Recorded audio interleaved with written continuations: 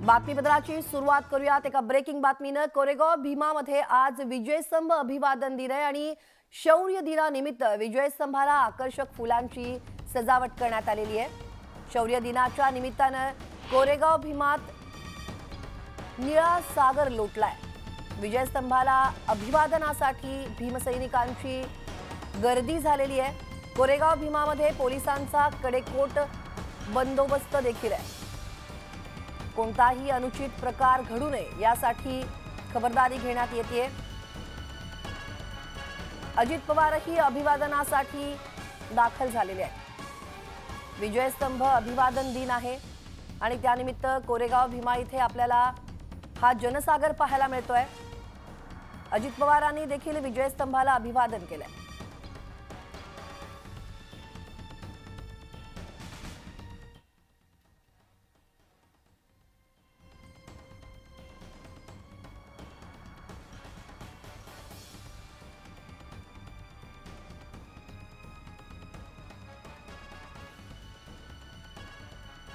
सगळे अधिकारी आणि अनेक माजी आंबेडकरवादी सगळे चळवळीतले कार्यकर्ते, अनेक संघटनेचे पदाधिकारी असे खूप जण आणि सगळे सहकारी हे सुरुवातीला इथं आले। आम्ही अभिवादन केलं विजयस्तंभाला।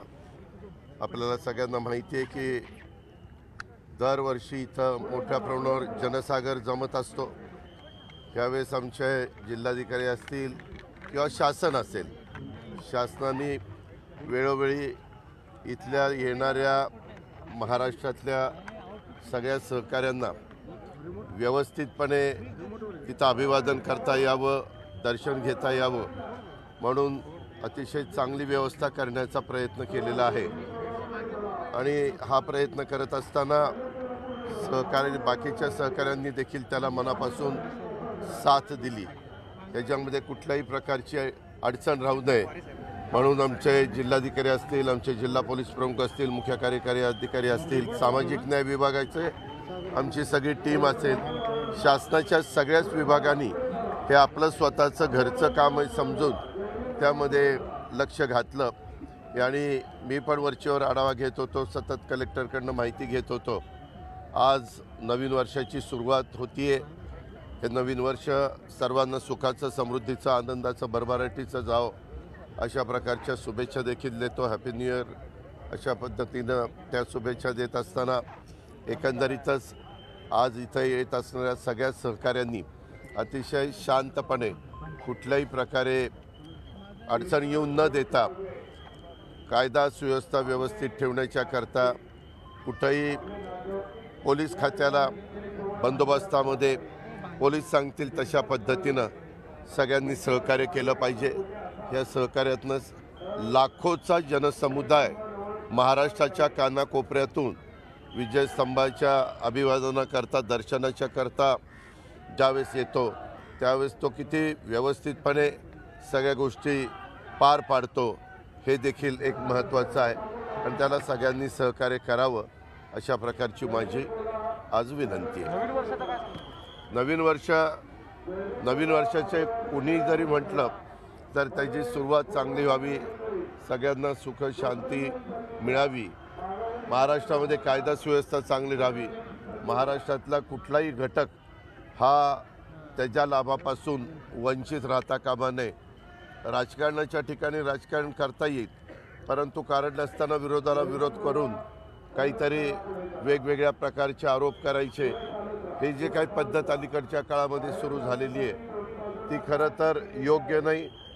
जिथं काही गोष्ट चुकली तर त्यामध्ये दुरुस्त करण्याची देखील मानसिकता, तयारी एकनाथराव शिंदे असतील, देवेंद्र फडणवीस असतील, मी असेल, संजय असेल, आमची सगळ्यांचीच मंत्रिमंडळातले सहकाऱ्यांची राहणार आहे। परंतु कारण नसताना बदनामी करण्याचं काम आणि गैरसमज पसरवण्याचं काम, वस्तुस्थिती तशी नसताना त्याबद्दल काहीतरी अफवा पसरवण्याचं काम हे अलीकडच्या काळामध्ये जे चाललं आहे हे कुठंतरी थांबलं पाहिजे। ते आपल्या महाराष्ट्राच्या हिताचं नाही। आपल्याला शिवाजी महाराज असतील, शाहू फुले आंबेडकर असतील, ह्या सर्व महामानवांनी हा एक चांगला आदर्श आपल्या सगळ्यांच्या समोर ठेवलेला आहे, चांगला विचार मांडलेला आहे त्याच विचारांनी पुढे गेलो तर आपल्या सगळ्यांचं भलं होणार आहे, आपल्या सगळ्यांचं कल्याण होणार आहे. संकल्प काय आणि 24 मध्ये काय पाहायला मिळेल महाराष्ट्राला? 24 मध्ये पहिल्यांदा लोकसभेची निवडणूक आहे. आपण मध्ये 5 राज्यांच्या निवडणुका झाल्या त्यावेळेस कौल बघितला, म्हणजे एक्झिट पोलचे पण अंदाज सगळे फोल ठरलेले आपण पाहिलं. शेवटी जनता जनार्दन सगळे सर्वस्व आहे. बाबासाहेबांनी संविधान आपल्याला दिलं, त्या संविधानाचा आपण सगळेजण आदर करतो. डॉक्टर बाबासाहेब आंबेडकर घटनेचे शिल्पकार यांनी आपल्याला प्रत्येकाला मताचा एक अधिकार दिला. त्या अधिकाराचा वापर कसा करायचा हा प्रत्येकाचा वैयक्तिक प्रश्न आहे. आणि असं सगळ्या गोष्टी असताना आज देशाच्या समोर तरी मी ज्यावेळेस पाहत असतो, मी पण एक अनेक वर्ष समाजकार्य राजकारण करणारा कार्यकर्ता आहे, परंतु नरेंद्र मोदींच्या शिवाय दुसरा पर्याय आपल्याला कुठलाही पाहायला मिळत नाही. आज त्यांच्या नेतृत्वाखाली जागतिक स्तरावर आपल्या देशाची शान वाढते, मान वाढतोय, देशाचा नावलौकिक वाढतोय. त्याचबरोबर वेगवेगळ्या घटकाच्या करता गेले 9.5 पावणे 10 वर्ष त्यांनी ज्या काही योजना राबवलेल्या आहेत आणि त्या योजना राबवत असताना वेगवेगळ्या प्रकारचा प्रचार करण्यात आला. हे असं होईल ते तसं होईल, परंतु तसं न होता सगळ्यांना न्याय देण्याची भूमिका ही त्यांची चाललेली आहे. आणि त्यात युवा शक्तीला पण पुढे आणण्याचा प्रयत्न हा कसा करता येईल. आज 80 कोटी जनतेला मोफत अन्नधान्याचं वाटप होतं. आज एवढ्या मोठ्या संख्येला अन्नधान्याचं वाटप करत असताना त्याच्या मागचा एकच हेतू आहे की आपल्या भारतातला एक देखील व्यक्ती उपाशी पोटी झोपता कामा नये, अशा प्रकारचं त्याच्या पाठीमागची पार्श्वभूमी आहे. पिण्याचं पाणी असेल, इतर वेगवेगळ्या प्रकारच्या योजना असतील, त्याही योजना देण्याचा घराचा कार्यक्रम असेल, घरकुलाचा तर फार मोठा कार्यक्रम केंद्र सरकारने वेगवेगळ्या राज्यांना विश्वासामध्ये घेऊन राबवण्याचं काम चाललेलं आहे. आणि सगळ्या सणाला सगळेजण एकमेकाच्या आनंदामध्ये सहभागी होतात आणि सण साजरे करत असतानाचं चित्र आपल्याला पाहायला मिळतं. डीपीडीसीच्या विषयात भाजप पदाधिकाऱ्यांनी तुमच्याबरोबर कुठल्या कुणी केले? भाजपच्या 10 डीपीडीसी ऐका, ज्या प्रकारे हे 3 पक्षाचं सरकार आहे, राष्ट्रवादी काँग्रेस आणि भारतीय जनता पक्ष, त्याच्यामध्ये वेगवेगळी पालकमंत्रीपदं वेगवेगळ्यांकडे, तर ह्याच्याकडे परभणीचं आहे, माझ्याकडे पुण्याचं आहे. साधारण जे सूत्र ठरलेलं आहे, मी अलीकड पालकमंत्री झालो, अलीकड म्हणजे 3-4 महिने झाले असतील, त्यावेळेस सोलापूरला राधाकृष्ण विखे पाटील साहेबांनी जे सूत्र ठरवलेलं होतं तशाच पद्धतीचं सूत्र आपण इथं ठरवलं. त्याच्यामध्ये काही गैरसमज असेल तर मला माहीत नाही. मी आज ह्या जिल्ह्याचा पालकमंत्री झालेलो नाही आहे. अनेक वर्ष महाराष्ट्रातल्या जनतेने मला वेगवेगळ्या पदांवर संधी दिलेली आहे. माझ्या जिल्ह्याने इथल्या सहकाऱ्यांनी मला इथं पालकमंत्री म्हणून संधी दिलेली आहे. त्या पालकमंत्री पदाचा वापर हा सर्वसामान्यांचे प्रश्न आणि सर्वांनाच वेगवेगळ्या राजकीय पक्षांना त्या न्याय देण्याच्या करताच मी माझा प्रयत्न करत असतो. दादा, प्रोजेक्ट बाहेर चालले, पाणबुडी असेल किंवा त्यामध्ये काल स्वतः मी रात्री ऐकलं, राज्याचे मुख्यमंत्री म्हणले की तसं अजिबात झालेलं नाही. मी म्हणूनच मगाशी बोलताना म्हणालो की अशा पद्धतीनं प्रोजेक्ट बाहेर चालले असं कसं होईल. मुख्यमंत्री, उपमुख्यमंत्री दोन्ही आणि मंत्रिमंडळातले सहकारी हे काही गप्प बसतील का? आम्ही काय आज राज्य करतोय का? आम्हाला राज्य चालवण्याचा काही अनुभव नाही का? त्याच्यामुळं आज निवडणुकीच्या निमित्तानं दुसरा काही मुद्दा समोर राहत नाही.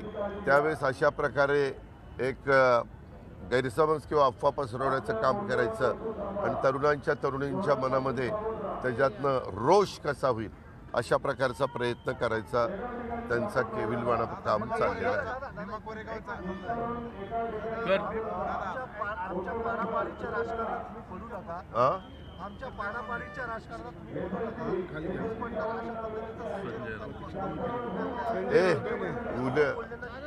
सोमे गोबेंनी बोललेलं उत्तर मी कर्जमाफीची मागणी होते, कर्जमाफीची.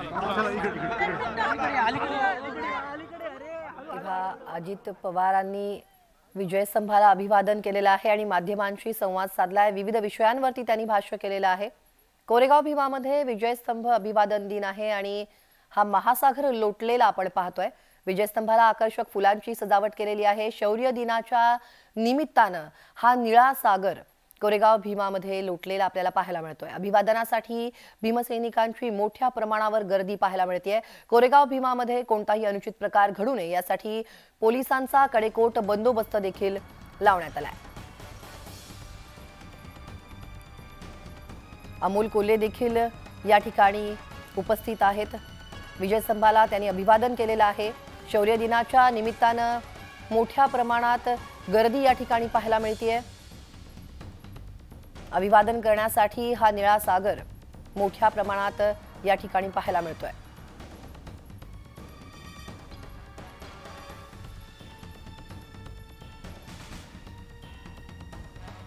विजयस्तंभाला आकर्षक फुलांची सजावट करण्यात आलेली आहे।